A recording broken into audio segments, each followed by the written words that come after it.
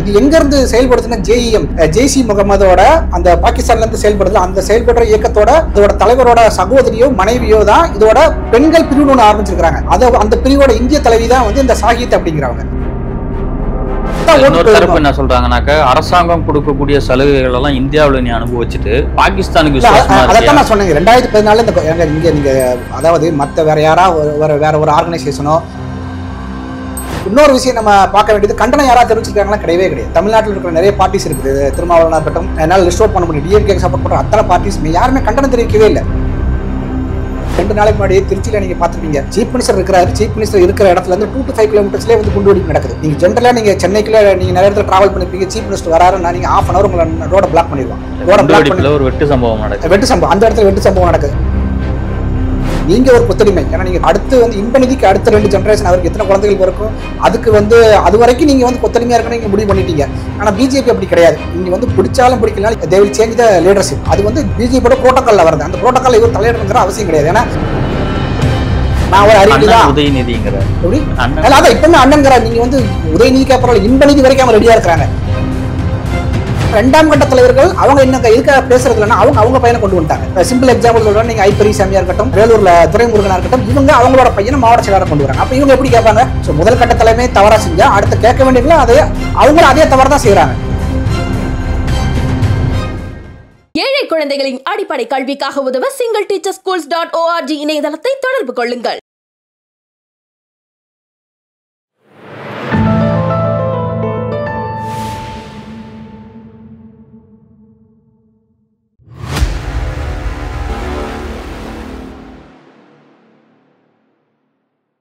தாமரை TV நேயர்களுக்கு வணக்கம். இன்றைய நேர்காணலில் நம்முடன் இணைந்திருக்கும் சிறப்பு விருந்தினர் பாஜகவை சேர்ந்த முனைவர் திரு சிவசங்கர் அவர்கள். சார் வணக்கம். வணக்கம்.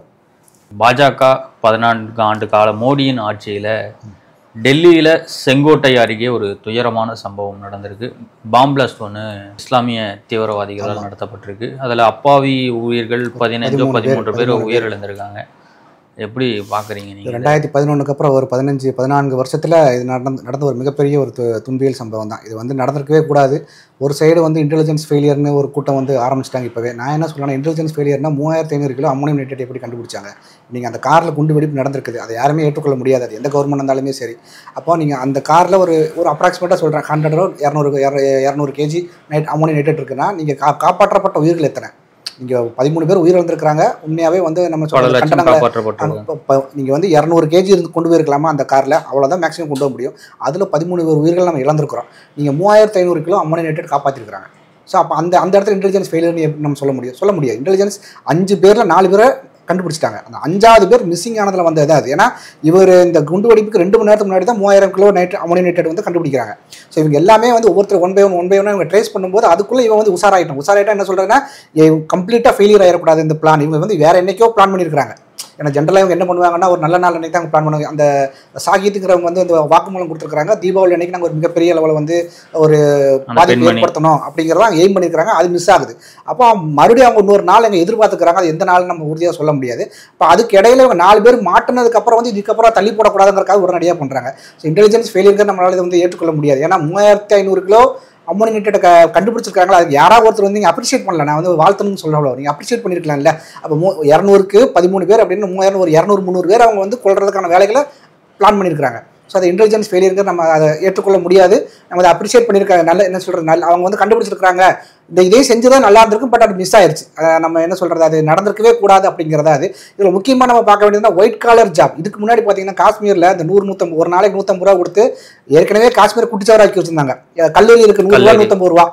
அதை படிக்கக்கூடாது, அவங்க படிக்க வைக்கக்கூடாது. அவங்கள படித்து அவன் வந்து அறிவாயிட்டான கேள்வி கேட்க ஆரம்பிச்சிருவான். அவங்கள படிக்க விடாமல் 100 ரூபா 150 ரூபாய் கைக்கூலி மாதிரி வச்சு என்ன சொல்ற மிலிட்ரியே உள்ள போக முடியாத சூழ்நிலை தான் இருந்தது. ஆனால் பிஜேபி கவர்மெண்ட் மோடிஜி அமித்ஷாஜி அவங்க எடுத்த பல தீவிர நடவடிக்கைகளுக்கு அப்புறம் இன்னைக்கு அந்த தேசிய கொடி ஏற்ற அளவுக்கு வந்து நமக்கு வந்து அந்த இயல்பு நிலை திரும்பி இருக்குது. இப்போ அவங்களோட டார்கெட் பார்த்தீங்கன்னா அந்த மக்கள் 100-150 ரூபாய்க்கு இப்போ ஆள் கிடைக்கல. அடுத்து இவங்க பிரெயின் வாஷ் பண்ற யாரை சூஸ் பண்றாங்கன்னா ஒயிட் காலர் ஜாப். அதாவது ஹைலி எஜுகேட்டட். நீங்கள் சாதாரண மனுஷனுக்கு ஒருத்தனை வந்து நீங்கள் ஈஸியாக கேன்வாஸ் பண்ணிடலாம். பணம் இல்லை, ஏதோ ஒரு காரணத்தை சொல்லி ஏமாற்றி அவனை வந்து ஏதோ ஒரு தவறான வழி கொண்டு போயிடலாம். இங்கே அவங்க சூஸ் பண்ணிக்கிறது பார்த்தீங்கன்னா எம்பிபிஎஸ் படித்த டாக்டர்ஸ் ஏங்க 5 டாக்டருமே வந்து உயிரை காப்பாற்றக்கூடியவர்கள் உயிரை எடுக்கிற அளவுக்கு போயிருக்கிறாங்கன்னா உங்களோட மூளை செலவைங்கிறது வந்து எந்த லெவலில் இருந்திருக்குது, எந்த லெவலுக்கு நீங்கள் அவங்களை தான் ட்ரெயின் பண்ணியிருந்தா அவங்கள மாற்றிருப்பீங்க. வர பேஷண்ட்டுக்கு அவங்க எப்படி ட்ரீட்மெண்ட் பார்த்துருப்பாங்கன்ற ஒரு கேள்வி. ஆக்சுவலாக அது எப்படி நடந்திருக்கு, நான் ஒரு ஆர்டிக்கலை படிக்கும்போது இந்த டாக்டர்ஸ் வந்து தீவிரவாதிகள் அந்த அவங்க பாதிக்கப்பட்ட யாரோ ஒருத்தருக்கு ட்ரீட்மெண்ட் கொடுக்குறாங்க, அங்கேருந்து அந்த ஸ்டார்டிங் பாயிண்ட் ஆரம்பிக்குது. அதுக்கப்புறம் அவங்களோட அந்த ட்ரீட்மெண்ட் எடுக்க வந்த தீவிரவாதிகள் இவங்களை பிரெயின் வாஷ் பண்ணுறாங்க. அதுக்கப்புறம் தான் இவங்க வந்து ஒரு என்ன சொல்கிறது அவங்களோட இயக்கங்களுக்குள்ளே இவங்க கொஞ்சம் கொஞ்சமாக உள்ளே போகிறாங்க. அதுக்கப்புறம் இவங்க வந்து நோட்டீஸ் விட்றாங்க. அந்த இவங்க இது ஸ்டார்டிங் பண்ண எங்கன்னு பார்க்குறீங்க அப்படின்னா அந்த புல்வாமாவில் வந்து ஒரு நோட்டீஸ் வந்து போஸ்ட் ஓட்டிருக்காங்க. அதில் தான் அந்த டாக்டரோட ஃபோட்டோஸ்லாம் வருது. அங்கேருந்து தான் வந்து ஆர்ஜின் எடுக்கிறாங்க. இது இந்த டாக்டருக்கு இவங்களுக்கு என்ன வேலை, இதை பின் பண்ணி ஒவ்வொரு நேரம் இவங்க தேடி எடுக்கும்போது தான் வந்து அது இங்கே வந்து நிற்கிது. என்னோட கேள்வி என்னன்னா, படித்த டாக்டர் உயிரை காப்பாற்ற வேண்டிய டாக்டரே நீங்கள் உயிரை கெடுக்கிற அளவுக்கு உங்களால் பிரெயின் வாஷ் பண்ண முடியும்னா அப்போ சாதாரண இளைஞர்கள் மக்கள்லாம் வந்து எப்படி புரிஞ்சுக்கணும்? உங்கள் வீட்டில் உள்ள குழந்தைகள் வந்து நீங்கள் தவறான வழியில் போகக்கூடாது, நீங்கள் ரொம்ப கான்சன்ட்ரேட் பண்ணணும். எதுக்காக சொல்ல வரேன்னா, நீங்கள் வந்து எம்பிபிஎஸ் படிச்சிருக்காங்கன்னா நீங்கள் வந்து சாதாரண அவ்வளோ ஈஸியாக கிடையாது. ஏன்னா வந்து ஒரு மோர் தென் 80-90% இருந்தால் தான் வந்து நீங்கள் அந்த சீட்டே கிடைக்கும். அதில் அந்த சாகித்கிற டாக்டர் பார்த்தீங்கன்னா UP Uttar Pradesh public service commission எழுதி பாஸ் பண்ணி வந்த டாக்டர் அவங்க. உங்களுக்கு இவ்வளோ இன்டெலிஜென்ஸ் இருக்குதுன்னா நீங்கள் சரியான பாதையில் செயல்படுத்திருக்கணும். அதை கூட நீங்கள் தப்பான பாதைகளுக்கு நீங்கள் போயிருக்கிறீங்கன்னு ஒரு சைடு. இன்னொன்று இவங்களை மாத்திர அளவுக்கு அவங்களோட பிரெயின் வாஷ் இருந்திருக்கு அப்படின்னா எந்த அளவு ரேடிகலைசேஷன் நடந்திருக்குது. அப்போ இது வந்து இந்தியாவில் நடக்குதுன்னா இது வந்து எவ்வளோ அபாயகரமான சூழ்நிலை இந்தியாவில் நடக்குது. உங்களுக்கு ஒரு எம்பிபிஎஸ் டாக்டர் ரேடிகலைசேஷன் பண்ணோம்னா உங்களை என்னெல்லாம் பண்ணுறதுக்கு எவ்வளோ நேரம் ஆகும்? நீங்கள் வந்து ஒரு பிடித்தம் என்ன சொல்ல ஒரு ஸ்ட்ராங்காக இல்லைன்னா ஈஸியாக மாற்றிடுவாங்க. ஸோ அந்த குழந்தைகளை நீங்கள் வளர்க்குற குழந்தைகளை நீங்கள் வந்து கேர்ஃபுல்லாக நீங்கள் பார்க்கணும், எங்கே போகிறாங்க, என்ன செய்கிறாங்க, என்ன படிக்கிறாங்க. ஏன்னா அந்த வீட்டுக்கும் அவங்களுக்கு தொடர்பு இல்லாத மாதிரி பல நேரங்கள் இருக்குது. உங்களோட குழந்தைகளோட ஆக்டிவிட்டீஸில் வந்து சேஞ்சஸ் வருதா, நீங்கள் கட்டாயம் நீங்கள் அதை ஃபாலோ பண்ணணும். ஏன்னா இதை மாதிரி ஒரு சுச்சுவேஷனில் போய் நிற்கக்கூடாது. ஒரு நாட்டுக்கு துரோகம் செஞ்ச மாதிரி தான் நினைக்கிறேன். இது போன்ற கல்வி நிறுவனங்கள்ல இது வருதுனாக்கா இது இந்தியா எப்படி ஹேண்டில் பண்ண போகுதுன்ற ஒரு அதான் சொல்கிறேன். நான் அல்ஃபலான்னு நினைக்கிறேன். அந்த யூனிவர்சிட்டி ஹரியானாவில் இருக்கிற யூனிவர்சிட்டி இந்த 2014ஆம் ஆண்டு காங்கிரஸ் கவர்மெண்ட் வந்து அப்படியே என்ன சொல்கிறது ஃபுல்லாக ஃப்ரீயாக கொடுக்குறாங்க. அவங்க தான் வந்து இந்த யூனிவர்சிட்டி ஆரம்பிக்கிறதுக்கான ஃபுல் ஃபண்டிங்கு 500 ஏக்கர் இடமும் எவ்வளோ கொடுத்துருக்குறாங்க. 2014 இது செஞ்சுருக்கிறாங்க. இப்போ நீங்கள் கொடுத்துருக்குறீங்க அங்கே வந்து 50% வந்து முழுக்க அவங்க மட்டும்தான் படிக்க முடியும், வேறு யாரும் படிக்க முடியாது. இந்த இடஒதுக்கீடு அதெல்லாம் நீங்கள் அங்கெல்லாம் ஃபாலோ பண்ண முடியாது. நான் என்ன சொல்கிறேன்னா, நீங்கள் கவர்மெண்ட் கொடுத்துருக்கேன்னா சரியான ஒரு பர்பஸ்க்காக செயல்படுத்தணும், யாரும் எதுவும் கேட்க மாட்டாங்க. இது மாதிரி ஒரு கூட்டத்தை நீங்கள் உள்ளே வந்து ட்ரெயின் பண்ணி கொண்டு வந்திருக்கிறீங்க அப்படின்னா இன்றைக்கி 5 பேர் அப்படின்னா இது வந்து நீங்கள் இப்போ கண்டுபிடிக்கல அப்படிங்கிற ஒரு நிலைமை நீங்கள் நினச்சி பாருங்கள். அப்போ வந்து இது இன்க்ரீஸ் ஆகிட்டே தான் இருக்கும். இது எங்கேருந்து செயல்படுத்துனா ஜெய்சி முகமதோட அந்த பாகிஸ்தான்லேருந்து செயல்படுது. அந்த செயல்படுற இயக்கத்தோட அதோட தலைவரோட சகோதரியோ மனைவியோ தான் இதோட பெண்கள் பிரிவுன்னு ஒன்று ஆரம்பிச்சிருக்காங்க. அந்த பிரிவோட இந்திய தலைவி தான் வந்து இந்த சாகித் அப்படிங்கிறவங்க. அப்போ இவங்க ஒரு டாக்டருங்கிறத நம்மளால இன்னை வரைக்கும் வந்து 5 பேருமே டாக்டர் அப்படிங்கிற நம்மளால அதை ஜீரணிக்க முடியலன்னா எப்படி இவங்கெல்லாம் தடம் மாறி போகிறாங்க? ஏன்னா உங்கள் உயிரை கொடுத்து நீங்கள் காப்பாற்ற வேண்டிய இடத்துல உங்கள் உயிரை விட்டு நீங்கள் 100-150 பேரை கொள்கிற அளவுக்கு போயிருக்கீங்கன்னா உங்களோட மனநிலை எந்த அளவுக்கு இருந்திருக்கும்? இப்போ எந்த அளவுக்கு கொடூரமாக நீங்கள் மாறி இருக்கிறீங்க? அது வந்து அதான் சொல்கிறேன். இப்போ நான் புரிஞ்சுக்கிறது ஒரு ப்ரொஃபஸராக நான் சொல்ல வர்றது குழந்தைகள் நீங்கள் ரொம்ப கேர்ஃபுல்லாக பார்க்கணும். எந்த மதமோ அதெல்லாம் விட்டுருங்க, இந்துவோ கிறிஸ்டினோ முஸ்லீமோ உங்கள் வீட்டில் ஒரு குழந்தைகளை வந்து ஒரு ஆக்டிவிட்டீஸில் சேஞ்சஸ் வருதுன்னா நீங்கள் உடனடியாக அதை பார்க்கணும். பார்க்கல அப்படின்னா அது இந்த லட்சணத்தில் தான் வந்து நிற்கும். இன்னொரு விஷயம் நம்ம பார்க்க வேண்டியது, கண்டனம் யாராவது தெரிவிச்சிருக்காங்களா? கிடையவே கிடையாது. தமிழ்நாட்டில் இருக்கிற நிறைய பார்ட்டிஸ் இருக்குது. திருமாவளவனா இருக்கட்டும், என்னால் லிஸ்ட் பண்ண முடியும், டிஎம்கே சப்போர்ட் பண்ணுற அத்தனை பார்ட்டிஸ் யாருமே கண்டனம் தெரிவிக்கவே இல்லை. நான் என்ன கேட்குறேன்னா, அந்த ஏற்கனவே ஒரு 5 பேர் டாக்டர் நேம் இருக்குது. அந்த நேமுக்கு பதுவாக I don't want to mention the name, அந்த பேரை நான் மென்ஷன் பண்ண விரும்பலை. அதில் ராமசாமி, குப்புசாமி இதை மாதிரி ஒரு நேம்கள் இருந்திருந்ததுன்னா நீங்கள் நினச்சி பாருங்கள். நான் வந்து எந்த சாயமும் நான் பூச விரும்பலை. நான் என்ன சொல்கிறேன்னா, தப்பு யார் பண்ணாலும் தப்பு தான். அது ஹிந்துவோ கிறிஸ்டினோ முஸ்லீமோ எந்த மதம் எந்த ஜாதியாக இருந்தாலும் ஒரு சாதாரண மனிதனுக்கு நீங்கள் பாதிப்பு ஏற்படுத்துறதுக்கு யாருக்குமே எந்த ரைட்ஸுமே கிடையாது. அதை நீங்கள் ஏன் வந்து பொது வழியில் நீங்கள் தப்புன்னு சொல்கிறதுக்கு ஏன் இவ்வளோ பயப்படுறீங்க? நான் என்ன சொல்கிறேன், அந்த இடத்துல எந்த பேர் இருந்தாலும் நான் எதிர்ப்பேன். நான் வந்து நான் சொன்ன நேமுக்கு பொதுவாக எந்த நேம் இருந்தாலும் எதிர்ப்பேன். தப்பு தான். அந்த மாதிரி சிந்தனை வந்து நீங்கள் அரசியல் நீங்கள் ஒரு பொது வாழ்க்கையில் 20 வருஷம் 30 வருஷம் இருக்கிறேன்னு சொல்லி 20 வருஷம் 30 வருஷம் இருந்து என்ன புண்ணியம்? அது ஒரு புண்ணியமே இல்லையா? அப்போ உங்களை வந்து தலைவராக 4 பேர் தேர்ந்தெடுத்து உங்களை ஃபாலோ பண்ணுறாங்க. அவங்க என்ன நினைப்பாங்க? இதை மாதிரி சுச்சுவேஷன் வரும்போது இவங்க நடுநிலையாக நீங்கள் செயல்படணும். எங்கள் தப்பு யார் பண்ணாலும் தப்பு தான், இந்த 5 பேர் செஞ்ச தப்பு தான், நாங்கள் கண்டிக்கிறோன்னு ஒரு வார்த்தை வரவே இல்லையே. அப்போ இதெல்லாம் வந்து இவங்களோட மனநிலை எப்படி இருக்குன்னா ஓட் பாலிடிக்ஸ். ஏன்னா இந்த இடத்துல இருக்கு, நீங்கள் ஒரு தேச பாதுகாப்பு வரும்போது நீங்கள் ஓட் பாலிடிக்ஸை பார்க்குறீங்க. ஸோ அந்த ஓட் பாலிடிக்ஸ்க்காக தான் வந்து இவங்க செய்யலை. இப்போ இது இவங்க என்ன செய்வாங்கன்னா, இவங்க தண்டிக்கப்பட்டாருமே 10-20 வருஷம் கழிச்சு வந்து நல்லெண்ணெய் அடிப்படையில் இவங்களை விடுதலை பண்ணணும், அதை வந்து ஒரு வாக்குறுதியை வச்சு ஓட்டுவாங்கத்தான் இவங்க திமுக மாதிரி கட்சிகள் இருக்குமோ ஒழிய இதை எதிர்க்கறதுக்கான எந்த தைரியமும் அவங்களுக்கு கிடையாது. எதிர்த்தா ஓட்டு என்ன சொல்றாங்கன்னாக்க, அரசாங்கம் கொடுக்கக்கூடிய சலுகைகள் எல்லாம் இந்தியாவில் நீ அனுபவிச்சுட்டு பாகிஸ்தானுக்கு அதான் நான் சொன்னேன். 2014 இங்க நீங்க அதாவது மற்ற வேற ஒரு ஆர்கனைசேஷனோ ஒரு சமுதாய அமைப்போ வந்து உங்களுக்கு வந்து ஒரு காலேஜஸ் ஆரம்பிக்கணும் அப்படின்னு அவ்வளோ சீக்கிரத்தில் அப்ரூவல் கிடைக்காது. நீங்க 2014 வந்து 500 ஏக்கர், அந்த எக்ஸாக்டா எனக்கு அந்த ஏக்கர் தெரியல, 500 ஏக்கர் ஃபுல்லாக உங்களுக்கு வந்து கவர்மெண்ட் ஃபண்டிங்கில் எதுவுமே கிடையாது. உங்களுக்கு வந்து ஒரு அல்ஃபலான அந்த யூனிவர்சிட்டி ஆரம்பிச்சிருக்கீங்கன்னா ஒரு நல்ல விஷயத்துக்காக கொடுக்குறாங்கல்ல, அப்போ நீங்கள் அந்த கொடுத்து நீங்கள் சரியான பாதையில் செயல்படுத்தினா எத்தனையோ குழந்தைகள் படித்து முன்னேறி வராங்க. ஆனால் இது மாதிரி தவறான பாதையில் போகிறதுக்கு ஏதோ ஒரு விதத்தில் நீங்கள் காரணமாயிட்டீங்கல்ல. அப்போ நீங்கள் வந்து நீங்கள் சொல்ல மாதிரி தான், நீங்கள் இங்கே படிக்கிறீங்க, இங்கே கவர்மெண்டோட பணத்தில் படிக்கிறீங்க, எல்லாமே இங்கே அப்போ இந்த நாட்டுக்கு நீங்கள் உண்மையாக இருக்கணும்ல. சரி, நீங்கள் எந்த நாட்டுக்கு உண்மையாக இருக்கீங்க, அந்த நாட்டில் போய் வாழ வேண்டியதானே, அதுக்கே நீங்கள் போக மாட்டேங்கிறீங்க. நீங்கள் வந்து அங்கேருந்து ஃபண்டு வாங்கி இங்கே ஏதாவது குண்டுபிடிப்பு நீங்கள் தயாராகிறீங்க. படிக்கிறது, எஜுகேஷன் எல்லாமே எங்கே இருந்தால் இங்கே இந்தியன் கவர்மெண்ட் கிடைக்குது. ஏதோ ஒரு இடத்துக்கு உண்மையாக இருங்க. ஒன்று இந்த சைடு இல்லைன்னா நீ அந்த சைடு இருக்கு. நீ அந்த சைடு போயிட்டு அவனுக்கே வந்து வேலை பாரு, தப்பு கிடையாது. இந்த சைடு இருந்துக்கிட்டு இங்கேருந்து மக்களோட சாதாரண மக்களோட பணத்தில் நீங்கள் படிச்சுட்டு எல்லா உரிமைகளையும் நீங்கள் வாங்கிட்டு நீங்கள் இவங்களுக்கு எதுவும் செய்யலைன்னா கூட பரவாயில்ல. இதை மாதிரி நீங்கள் ஒரு என்ன சொல்ற தவறான வழியில் நீங்கள் போகக்கூடாதுல்ல. இது இன்னும் எத்தனை பேருக்கு வந்து முன்னுதாரணமாக அமையும். இவங்கள மாதிரி போகிறவங்க வந்து இவங்க இந்த 5 பேர் சும்மா விட்டுருப்பாங்களா? இவங்க 5 பேரோட நீங்கள் எல்லா சாட் எல்லாத்தையும் எடுத்து பார்த்தீங்கன்னா எத்தனை பேரை பிரெயின் வாஷ் பண்ணியிருப்பாங்க, எத்தனை இவங்களை கீழே வேலை பார்த்து எத்தனை பேருக்கு பிரெயின் வாஷ் பண்ணியிருப்பாங்க. ஸோ இதெல்லாம் வந்து என்ன சொல்ல முற்றிலும் தவிர்க்கப்பட வேண்டியது. அந்த கவர்மெண்ட்டும் வந்து இதை வந்து சீரியஸாக இன்னும் கொஞ்சம் சீரியஸாக எடுக்கணும். இது எங்கேயுமே நடக்கக்கூடாது. அந்த இப்போ என்னோட கவலை என்னன்னா, படிக்காதவங்க தடமாறி போகிறது வேற, படித்தவங்களே இந்த ஒரு ஒயிட் கலர் ஜாப்ல இருக்கிறவங்க, அந்த ஒயிட் கலர் ஜாப்ல நல்லா படிச்சிருக்காங்க, நல்ல சேலரி இருக்கும், கவர்மெண்ட் சேலரி இருக்கும். உங்களுக்கு என்ன பிரச்சனை அப்படின்னா, நீங்கள் நிம்மதியாக உங்கள் வாழ்க்கையை வாழ வேண்டிய உங்களால் முடிஞ்ச சர்வீஸாக செஞ்சுட்டு போயிடலாம்ல. அப்போ உங்களோட தடமாறுற அளவுக்கு அவங்களோட அந்த ரேடிகலைசேஷன்ங்கிற வேடனால வந்து இந்த இடத்துல எப்படி நடந்திருக்கும் நம்மளால அதை ஜீரணிக்கவே முடியல. அப்போ இங்கெல்லாம் வந்து நீங்கள் கஞ்சாலாம் வந்து சர்வசாதாரணம். தமிழ்நாட்டில் வந்து கஞ்சா வெட்டு குத்து நீங்கள் அதெல்லாம் வந்து சர்வசாதாரணமாக பார்க்கலாம். பேப்பர் எடுத்தால் அந்த வெட்டு இருக்குது. நீங்கள் வந்து 2 நாளைக்கு முன்னாடி திருச்சியில் நீங்கள் பார்த்துருப்பீங்க, சீஃப் மினிஸ்டர் இருக்கிறாரு. சீஃப் மினிஸ்டர் இருக்கிற இடத்துல வந்து 2 to 5 கிலோமீட்டர்ஸ்லேயே வந்து குண்டுவெடிப்பு நடக்குது. நீங்கள் ஜென்ரலாக நீங்கள் சென்னைக்குள்ள நீங்கள் நிறைய இடத்துல ட்ராவல் பண்ணிருப்பீங்க, சீஃப் மினிஸ்டர் வராருன்னா நீங்கள் 1/2 hour உங்களை ரோட பிளாக் பண்ணிடுவான். ஒரு வெட்டு சம்பவம் நடக்குது. வெட்டு சம்பவம் அந்த இடத்துல வெட்டு சம்பவம் நடக்குது. நீங்கள் சென்னையில் ட்ராவல் பண்ணிட்டீங்கன்னா ஒரு மினிஸ்டரோ ஸ்டேட் மினிஸ்டர் யாராவது மினிஸ்டர் வந்தாலும் 10-20 நிமிஷத்துக்கு உங்களால் வண்டியை வந்து பிளாக் பண்ணிடுவான். நீங்கள் திருச்சியில் அவர் இருக்கிற இடத்துக்கு 2 to 3 கிலோமீட்டர் பக்கத்துலேயே வந்து இந்த இன்சிடென்ட் நடக்குது. அது எங்கே அந்த காவலர் குடியிருப்பில் புகுந்த வெட்டுறான். அது என்ன என்மிட்டிங்கிறது நமக்கு தெரியாது. அப்போ அந்த தைரியம் எங்கேருந்து வந்தது? ஏன்னா இவங்க என்ன இருந்தாலும் வந்து திமுக காரங்க நமக்கு சப்போர்ட் பண்ணாதுலேருந்து வெளியே வந்துடலாம். கவர்மெண்ட் என்ன செய்யறாங்கன்னா, இது மாதிரி தவறுகள் நடக்கும்போது அந்த நியூஸ் வெளியே வராமல் பார்த்துக்கிறதுக்கான வேலைகள் தான் பார்க்குறாங்க. அப்போ அந்த சமூக விரோதிகளுக்கு வந்து தைரியமாக அவங்க வந்து தப்பு பண்ணுறதுக்கான வழிகளை இந்த ஸ்டேட் கவர்மெண்ட் பண்ணி கொடுக்குறாங்க, திமுக கவர்மெண்ட் பண்ணி கொடுக்குறாங்கிறத நம்மளுடைய குற்றச்சாட்டு. ஏன்னா அவனுக்கு பயமே வர மாட்டேங்கல்ல, இந்த நியூஸ் எப்படி வெளியே வராது. ஏன்னா வெளியே வந்ததுன்னா நான் வந்து திமுக நேரடியாக சப்போர்ட் சொல்ல வரேன், நேரடியானா அதுக்கு தொடர்பு சொல்ல வரேன். ஆனால் இவங்க எப்படி அதை ஹேண்டில் பண்ணுறாங்கன்னா, அது இன்ஃபர்மேஷன் வெளியே வந்துடக்கூடாதுங்கிறதுக்கு ஏன்னா நியூஸ் ஏஜென்சிஸ் எல்லாம் இவங்க கண்ட்ரோலில் இருக்கிறாங்க. இப்போ இதை அந்த இன்சிடென்ட்டை பற்றி நீங்கள் எந்த நியூஸுமே பெருசாக வந்திருக்காது. இப்போ சாதாரணமாக எங்கேயோ ஒரு இடத்துல வந்திருக்கோம், அதை ஏதோ ஆப்போனன்ட் பார்ட்டி எடுத்து பேசினா தான் உண்டு. ஸோ அது இன்டைரக்டாக அந்த ரூலிங் பார்ட்டி டிஎம்கே ரொம்ப சப்போர்ட் பண்ணுறாங்க. அதோட விளைவுகள் தான் வந்து டெய்லி வந்து குற்றங்கள் அதிகரிச்சுட்டே போகுது. பாஜக மாநில தலைவர் நயினா நாகேந்திரன் அவர்கள் சேகர்பாபுக்கு ஒரு பதில் கொடுக்குறாரு. என்னன்னாக்க 2026 தேர்தலுக்கு அப்புறம் சேகர்பாபு இருக்க மாட்டாரு, இன்னும் 2 மாசம் தான். நான் வந்து மாநில தலைவர், எனக்கு 6 மாசம் தான் பதவி முடிஞ்சிருக்கு, இன்னும் எனக்கு 2.5 வருஷம் இருக்கு, அதுக்கப்புறம் கட்சி வச்சிருக்காது, அது கட்சியோட முடிவுங்கிறாரு. அதுக்கு சேகர்பாபு இன்னைக்கு ஒரு பதில் கொடுத்திருக்காரு. 2024 தேர்தலுக்கு எப்படி அண்ணாமலையார தூக்குனாங்களோ அதே போல 2026 தேர்தலுக்கு அப்புறம் நயினா நாகேந்திரன் இருக்க மாட்டாரு அப்படின்ற ஒரு ஸ்டேட்மெண்ட். இது எப்படி பார்க்குறேன், இது சேகர்பாபு ஒரு குத்தடிமை. அங்கேருந்து ஏடிஎம்கேல வந்து அவர் எப்படி காலில் விழுந்து போஸ்டிங் அந்த ஃபோட்டோஸ்லாம் நீங்கள் நிறைய பார்த்துருப்பீங்க. இப்போ வந்து ஸ்டாலின் அவரோட காலில் போய் விழுந்துருக்காரு. ஸ்டாலின் காலில் விழுந்த விட பரவாயில்ல, அவரோட பையனோட பையன் குடும்பத்துக்கும் காலத்துக்கும் ஒரு குத்தடிமையாக இருக்க தயாராக இருக்கக்கூடிய ஒரு மனிதர் தான் சேகர்பாபு. சேகர்பாபு பற்றி 2 விஷயங்கள் இன்னும் பேசணும்னு நினைக்கிறேன். ஏன்னா நீங்கள் வந்து அஜித்னு ஒருத்தர் மரணம் அடைஞ்சது இல்லை, அடிச்சே கொண்டாங்க, மரணம் சொல்ல முடியாது, அடிச்சே கொண்டாங்க. அது வந்து இந்து சமய அறநிலையத்துறைக்குள்ள கண்ட்ரோலில் வர கோவில் தான். அன்னைக்கு ஒரு வாயை திறக்கவே இல்லை. 2 நாளைக்கு முன்னாடி ஸ்ரீவில்லிபுத்தூரில் ஒரு கோயிலில் 2 பேர் அடிச்சு கொண்டாங்க, அதுவும் இந்து சமய அறநிலையத்துறைக்குள்ள வரதான். அங்கெல்லாம் இவர் வாயை திறக்க மாட்டார். இவருக்கு எங்க பணம் வருதோ அங்க மட்டும்தான் பேசக்கூடிய ஆள். ஸோ உங்களோட நேரடி கண்ட்ரோல் இருக்கிற கண்காணிப்பில் இருக்கிற நீங்க கோயில்களே உங்களால் ஒழுங்காக மெயின்டைன் பண்ண முடியலங்கிறத விட அங்கேருந்து எவ்வளோ பணத்தை எடுக்கலாம், அங்கே தேவையான வசதிகள் செஞ்சு கொடுத்தீங்கன்னா செஞ்சு கொடுக்கல.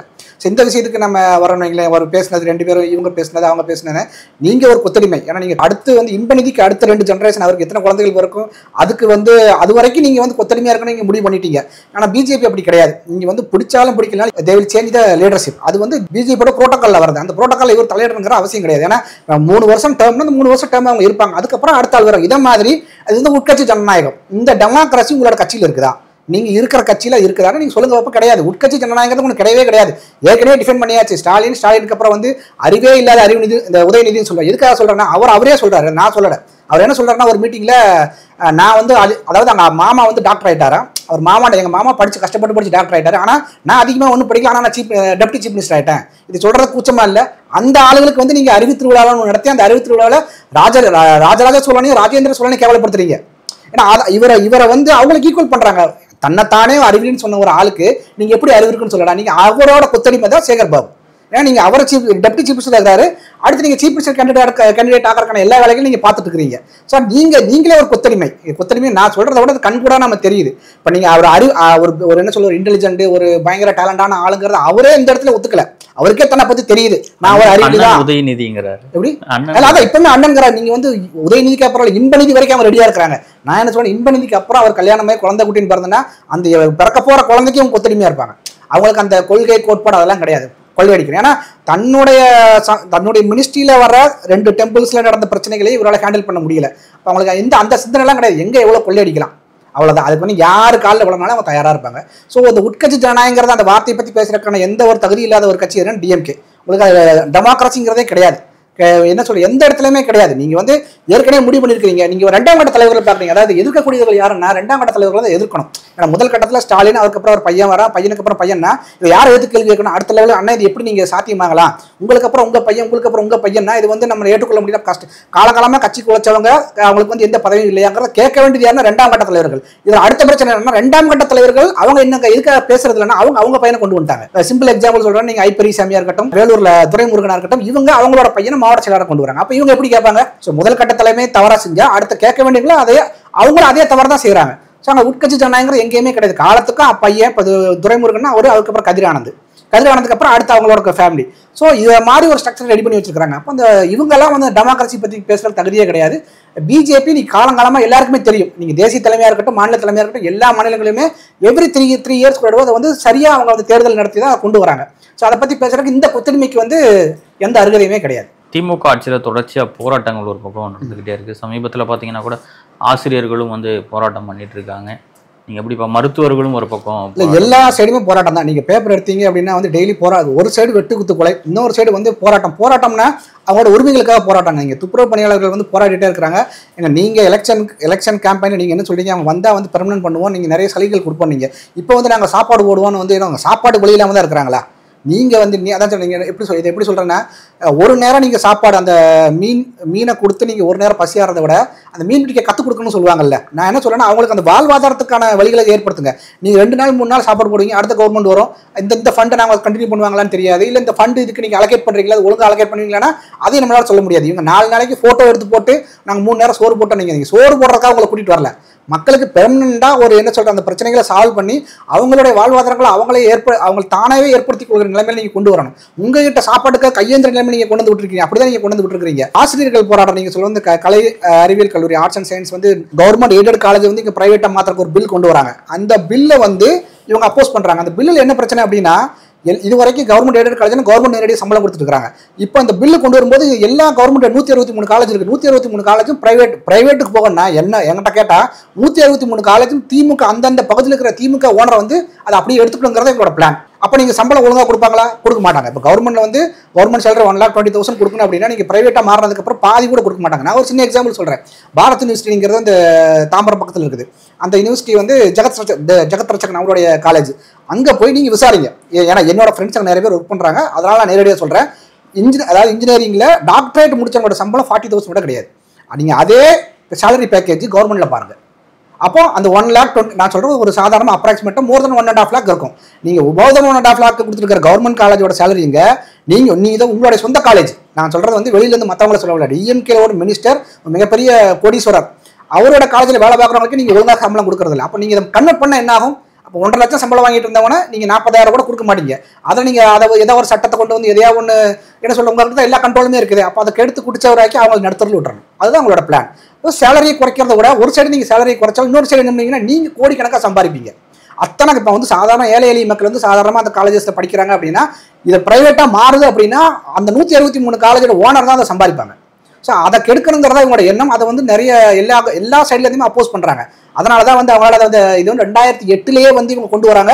அப்பவும் அந்த இவங்களோட கவர்மெண்ட் தான் 2006 to 2011 வந்து டிஎம்கே கவர்மெண்ட் தான். ஆனால் எந்த போராட்டத்துக்கும் இவங்க தீர்வு கண்ட மாதிரியே தெரியல. அதெல்லாம் காண மாட்டாங்க. இவங்க வந்து சொல்யூஷனே கொடுக்க மாட்டாங்க. வந்து ரொம்ப எதிர்ப்பு வருதுன்னு வைங்களேன். இப்போ இந்த இதை வந்து அவங்க கைவிட்டு இருக்காங்க. ஏற்கனவே வந்து லாஸ்ட் அசம்பிளி செஷன்லேயே வந்து இதை வந்து கோவை செலின் வந்து அவங்க பேசினது வந்து இல்லை நாங்கள் இதை கொண்டு வரலாங்கிற மாதிரி கொண்டு வந்துட்டாங்க. இதை ஃபர்ஸ்ட் டைம் அவங்க ட்ரை பண்ணல. 2008 வந்து இவங்க ட்ரை பண்ணிட்டாங்க. 2008 மிகப்பெரிய எதிர்ப்பு வரும்போது அதை ஸ்டாப் பண்ணுறாங்க. அதுக்கப்புறம் இப்போ தான் கவர்மெண்ட் வர்றாங்க. 2006 to 11 இருந்தாங்க. இடையில 10 வருஷம் இவங்களுக்கு வனவாசம். மறுபடியும் அவங்க வனவாசம் தான் போக போகிறாங்க. ஏற்கனவே கருணாநிதி அவர்கள் ஒரு வனவாசம் இருந்தார். அதே மாதிரி இவங்களும் வந்து அடுத்து 10-15 வருஷத்துக்குலாம் வந்து இவங்க கட்டாயம் வர மாட்டாங்க. நீங்கள் அவ்வளோ எதிர்ப்பு சம்பாரிச்சு வச்சிருக்காங்க. ஸோ இந்த அனைத்து ஆசிரியர்களின் எதிர்ப்பின் காரணமாக இதையே வந்து அவங்க கைவிடுறாங்க. இந்த கைவிடலை அப்படின்னா 163 காலேஜும் திமுகவின் காலேஜாக மாறிடாது.